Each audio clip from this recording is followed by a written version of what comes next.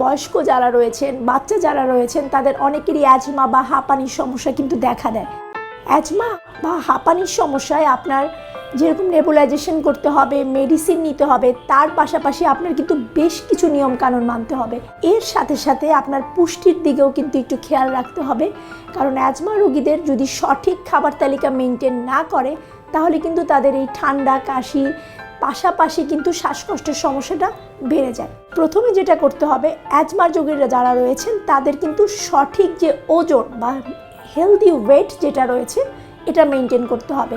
Healthy wait maintain করতে গেলে আপনার খাবার তালিকা থেকে স্যাচুরেটেড ফ্যাট, ট্রান্স ফ্যাট, তৈলাক্ত খাবার যেগুলো রয়েছে এগুলো অবশ্যই বাদ দিতে হবে। অতিরিক্ত কার্বোহাইড্রেটযুক্ত খাবার গ্রহণ করা যাবে না, কারণ আপনার ওজন যদি অতিরিক্ত বেশি থাকে সেটাও কিন্তু আপনার অ্যাজমার সমস্যাটা বাড়িয়ে দিতে পারে। এই জন্য অবশ্যই খেয়াল রাখতে হবে যে আপনার ওজন যাতে অতিরিক্ত না বাড়ে, এবং তার কারণে যে অতিরিক্ত বাড়তি খাবার, তৈলাক্ত খাবার, আনহেলদি যে খাবার যেগুলো রয়েছে সেগুলো বর্জন করতে হবে। আপনার প্রচুর তাজা শাকসবজি এবং ফলমূল খেতে হবে। এগুলোতে প্রচুর অ্যান্টিঅক্সিডেন্ট থাকে, ভিটামিন ই, ভিটামিন সি এবং ভিটামিন এ থাকে, যেগুলো কিন্তু খুব সহজে আপনার ইমিউনো সিস্টেম বুস্ট আপ করবে এবং যার কারণে আপনার শ্বাসকষ্টের সমস্যাটা কিন্তু কম দেখা দিবে।